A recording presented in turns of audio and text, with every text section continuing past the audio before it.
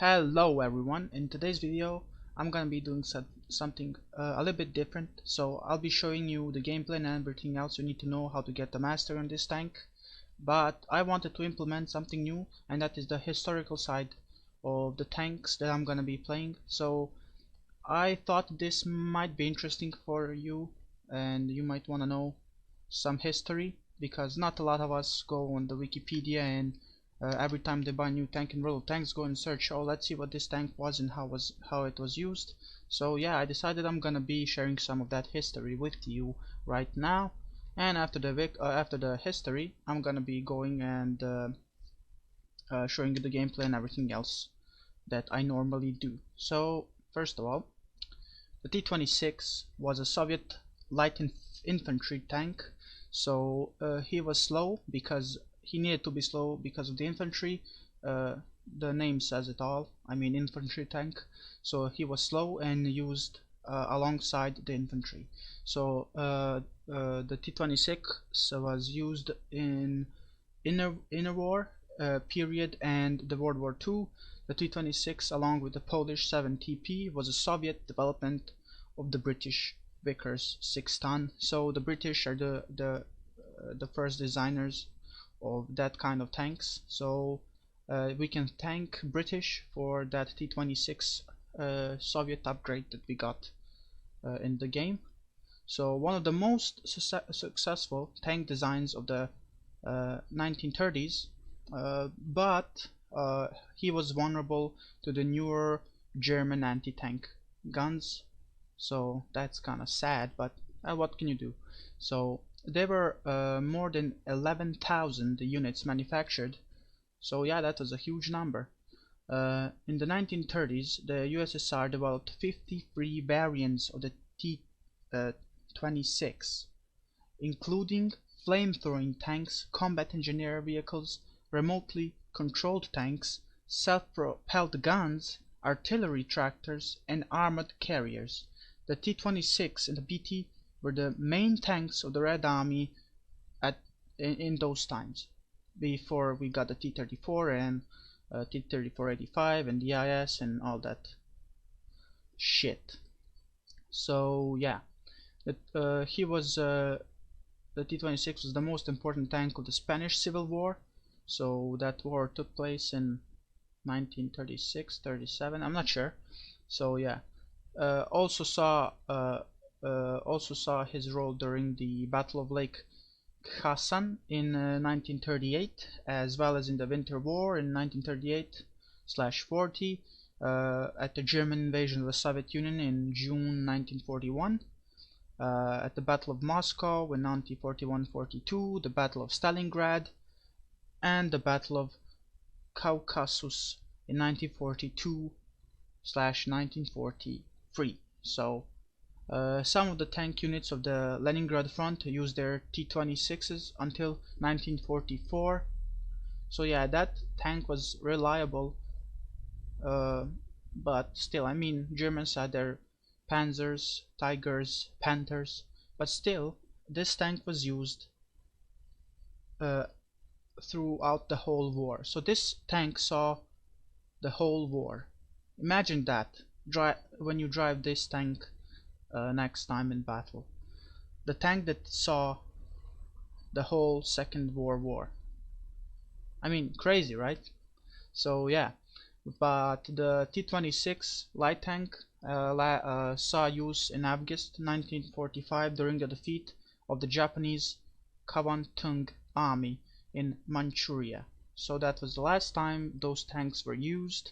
Now if you visit the Bovington Tank Museum or some American museum there, if you are close to it, you can visit, and yeah, you can see the T-26 probably redone, repainted, or refixed, restored. So yeah, that should do for the introduction, or better said, the history side of the tank. And I hope you can give me some feedback. I hope you like this kind of thing, to know something about these tanks, and you might even like them more. I don't know. So yeah, now I'm gonna move on to the gameplay, and yeah. Okay, so this is the replay, and before I can start the replay right now. So first of all, what you need to put on this tank, the T-26, is actually not much. Unfortunately, there's not much you can put on a tier 2. I mean, a lot of you know that. You've played this game for a while and you know that tier 2s really don't need that much uh, equipment. So first of all, what I would recommend is having a 100% crew, so you won't have to worry about did you miss the shot or not. I mean, RNG still exists in the game, so I mean, God bless, right? But un I mean, I had my share of problems with that RNG. So I would have gotten my mastery if I didn't have RNG. But I got so RNGesus in this tank that I couldn't hit shit. Like you see here, now I did hit shit. That was RNG on my side, but a lot of times it wasn't. So yeah, it feels bad actually. Feels really bad. Feels bad knowing that you know how to play the game, but the game tells you no you don't. Go buy some equipment, waste your gold, waste your money, and yeah. That's enough about wargaming scheme, how to take money from wallets, but let's get back to that. What am I doing here actually? Yeah, what am I doing is the question. I'm doing what a tier 2 seal clubber would do, and that is assess the situation, see where the enemy is, find the enemy, shoot the enemy, kill the enemy, and yeah, rinse and repeat. So yeah, that's all you have to do in tier 2s. There is no such thing as overall strategy. As you can see here, all I'm doing is shooting the guy. Shooting, moving backwards, shooting, moving backwards. Not that much. And yeah, as you can see, the tier 3, tier 2 people that are casuals don't really look at the game the same way as I do. So yeah, I mean, I'm the god at the game. Just joking, I'm not the god. So yeah. This guy hit from me, didn't let me take damage, but he was dead anyways because his team sucked at that part there and died. So yeah, but I can't blame the guys that went down there because the Chiha, M2 Light, and the guys that should be up top fighting us didn't really do their job, and they didn't block us from coming on the hill. This is one of the worst maps you can actually play in higher tiers because mines, whoever wins the hill wins the game. That's how this goes. As you can see, nobody can actually stop us right now. We own the hill. We are the hill. So as long as you reach that hill on this map, you win the game. And Crusader and those fast tanks didn't do anything to stop us. Nothing. So yeah, I got 3 kills and 282 damage. But I'm gonna get more.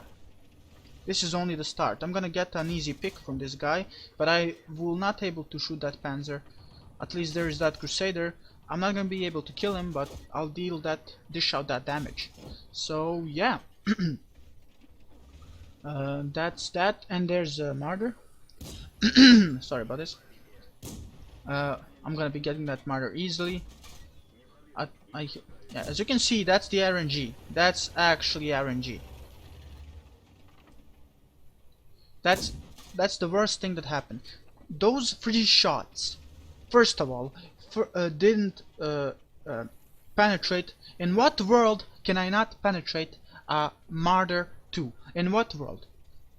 And then the second shot also did not penetrate. And the third shot didn't kill him because somebody already shot him before me, and so my shot didn't count. At least this Panzer let me kill him.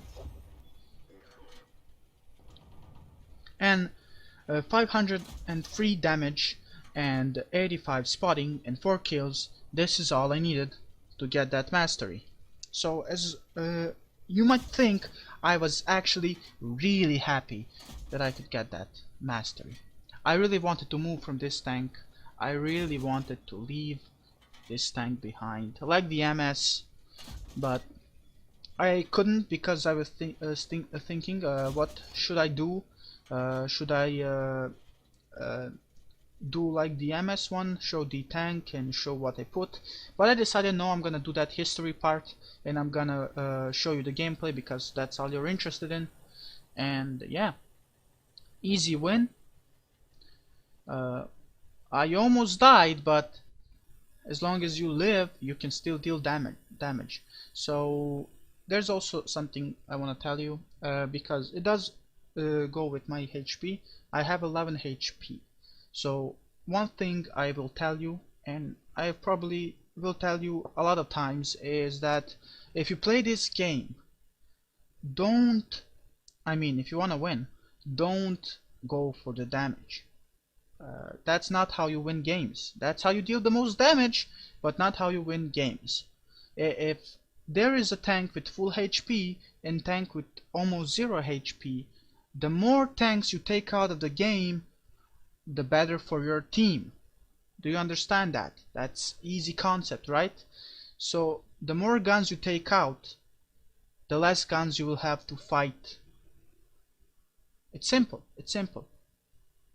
What they couldn't do is kill me, and because of that, somebody with 11 HP, who some of the guys think, oh, who's gonna be even shooting that guy, I dished out a lot of damage. So yeah, you need to understand that. If you can, take out the enemy before he can run or escape, hide, because sooner or later that's gonna bite your ass. He's gonna be coming with those 11 HP at the late game, or at the end of the game when you're alone and you have to get the Kolobanovs, and he's gonna be coming and saying, yo, fuck you. You fucked me at the start, I'm gonna fuck you at the end. You understand? So yeah, and you're gonna be dying and saying, oh my god, that guy, I almost killed him at the start, but he ran away. I didn't wanna, or some excuse like that. So yeah, I'm gonna be moving towards the post stats, and that's for this replay. Okay, so this is my master. I even got that Orlik medal. So yeah, I don't know what that medal actually is. Some of you can tell me in the description, I forgot, or even I'm gonna be checking it myself later on. So yeah, this is the victory. 503 damage, 4 kills, and I think that's the bare minimum for what you need to get. And yeah, let me move on to the next one. So I didn't do the most damage in this game, but I was still happy I got the master. So yeah, I was second place by damage and XP. So yeah, or I think I was second place by XP. I think I am actually, yeah. And the last one, yeah, 12,088 credits, and yeah, that's about it that I got from this. Actually, it's 13,571 credits. So not a lot. I fired 31 shots. I got 18 direct hits. 15 of them were penetrations, and I received 3 hits, and all of those 3 were penetrations. So yeah, and spotted 2 enemies, and that's about it. So yeah, I hope you like this, and I hope you continue to watch my new videos. And if you're interested, you can actually come on the stream. I'm streaming. You can come and watch me. Follow me on Twitch or on Twitter. I'll be posting there, so you will be notified when I do my streams. So I really hope you come on the stream and watch. If you have some questions you want to ask, if you want to troll me, that's also fine. If you are a hater that's running away from home, you can come to me, and yeah, I'm gonna give you a home, but please don't hate. So yeah, that does it for this video, and I will see you in the next one.